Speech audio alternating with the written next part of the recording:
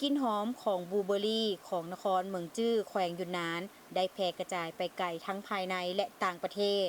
ในฤดูหนาวที่แสนอบอุ่นของแขวงยุนนานนครเมืองจื้อบลูเบอร์รี่70,000 หมู่หรือเท่ากับ 4,667 เฮกตาร์แม่นอยู่ในระยะของการเก็บเกี่ยวที่ขุ่นเขียวที่สุดในเนื้อที่การปลูกกรรมกรพวมยุ่งอยู่กับเวียกงานต่างๆเช่นการเก็บการคัดแยกการหุ้มห่อและการถ่ายทอดสดเฮ็ดให้เกิดบรรยากาศแห่งการเก็บเกี่ยวดังกล่าวนี้มีความคึกคืนในระยะปีที่ผ่านมานครเมืองจื้อแขวงยุนนานได้ใช้ประโยชน์จากสภาพอากาศเข้าในฐานการพัฒนาอุตสาหกรรมบลูเบอร์รี่อย่างตั้งหน้าและประสบผลสำเร็จรอบด้านจากการพัฒนาแนวพันธุ์การปรับปรุงคุณภาพไปสู่การสร้างยี่ห้อของตนมาฮอดมื้อนี้นครเมืองจื้อมีพื้นฐานโครงลางในการปลูกบลูเบอร์รี่ซึ่งเป็นสถานที่เฮือนแก้วที่ใหญ่ที่สุดในประเทศโดยมีพื้นที่ปลูกบลูเบอร์รี่ 70,000 หมู่ทั้งในพื้นที่อ่างเก็บน้ำบวกกับเขตภูสูงเฮ็ดให้สามารถทยอยวางจำหน่ายในตลาดและมีสินค้าส่งเข้าประกวดตลอดทั้งปีใน4ฤดูกาลผลผลิตเกิน 3.5 ต้นต่อหมู่ซึ่งอยู่ในระดับสูงเทียบเท่ามาตรฐานสากล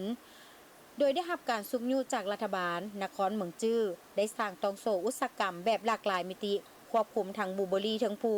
บลูเบอร์รี่ในโรงงานและบลูเบอร์รี่ในครัวเรือนและได้สร้างโลจิสติกแบบควบคุมอุณหภูมิที่ใหญ่ที่สุดสำหรับตลาดหมากไม้และผักและศูนย์บริการแบบครบวงจรสำหรับผลิตภัณฑ์ทางการเกษตรส่งออกในภาคตะวันออกเฉียงใต้ของจีนหลายกว่านั้นยังได้พัฒนาผลิตภัณฑ์แปรรูปขั้นสูงหลากหลายชนิดเช่นแหนมหมักไหม้และไวน์บลูเบอร์รี่เพื่อขยายช่องทางการจำหน่าย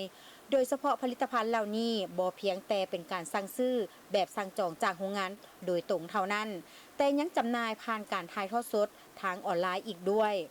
มาฮอดปัจจุบันมูลค่าการผลิตบลูเบอร์รี่ของนครเมืองจื้อบรรลุถึง 6.7 ตื้อหยวนได้กลายเป็นบลูเบอร์รี่นำหน้าในระดับภาคพื้นของจีนและถูกเลือกเข้าในบัญชีรายชื่อสินค้าเกษตรกรรมใหม่ที่มีคุณภาพสูงมีชื่อเสียงและพิเศษในระดับชาติผลิตภัณฑ์เหล่านี้ได้ถูกส่งออกไปหลายกว่า10ประเทศรวมทั้งมาเลเซียไทยและสิงคโปร์และได้กลายเป็นสัญลักษณ์ที่สำคัญของผลิตภัณฑ์ผลผลิตใหม่ของกิ่งแขวงหงเหอสินค้าที่เคยเป็นสินค้านำเข้าในเมื่อก่อนปัจจุบันได้กลายเป็นชื่อเสียงที่โดดเด่นในนครเมืองจื้อเฮ็ดให้ทั่วโลกได้ชิมรสชาติที่หวานหอมแซ่บและถูกใจ